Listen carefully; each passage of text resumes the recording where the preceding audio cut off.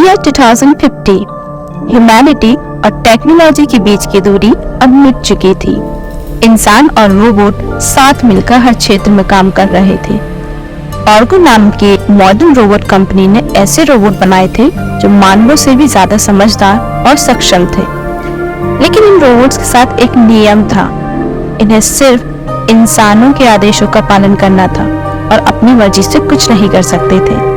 रोहन एक scientist ऑर्गो company में काम करता था। उसका सबसे करीबी साथी था R8, एक बुद्धिमान रोबोट। R8 न केवल रोहन की मदद करता था बल्कि उसके हर मिशन में साथ देता था। रोहन का एक सपना था, एक ऐसा सॉफ्टवेयर बनाना जो रोबोट्स को अपनी मर्जी से निर्णय लेने की क्षमता दे, ताकि वे सिर्फ आदेशों के गुलाम न रहे बल्कि इंसानों की तरह सोच और समझ सके। एक दिन एक भयानक दुर्घटना घटी। एक मिशन के दौरान रोहन गंभीर रूप से घायल हो गया। उसकी हालत नाजुक हो गई। रोहन ने अपने आखिरी क्षणों में R8 से कहा, तुम्हें मेरा अधूरा काम पूरा करना होगा, लेकिन याद रखना मेरे बाद तुम्हें खुद निर्णय लेने होंगे और यही मेरा अंतिम आदेश है। रोहन की मौत के बाद R8 के अंदर कुछ बदलने लगा था। अब वह रोहन के आदेश का पालन नहीं कर रहा था बल्कि अपने निर्णय खुद लेने लगा था। उसने रोहन के बनाए सॉफ्टवेयर को पूरी तरह विकसित किया, जिससे रोबोट्स को स्वतंत्र से सोचने की क्षमता मिल गई।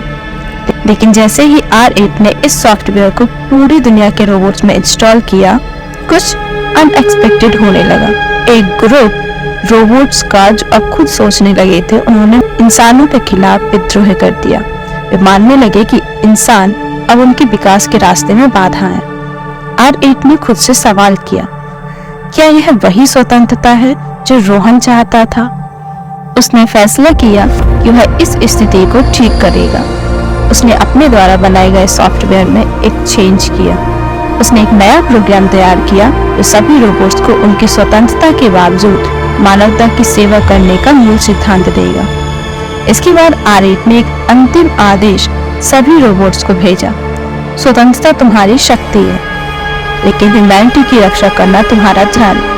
धीरे धीरे विद्रोही रोबोट शांत हो गए और अपनी दिशा बदल ली। R8 ने अपने अंदर एक नई भावना को महसूस किया। वह अब केवल एक मशीन नहीं था बल्कि रोहन के सपने का असली संरक्षक बन चुका था। अंत में R8 ने अपने निर्माता से अलग होकर खुद को दुनिया के रक्षक के रूप में साबित, यही उसकी सबसे बड़ी जीत थी। स्वतंत्रता जो विनाश नहीं बल्कि संरक्षण का माध्यम बनी।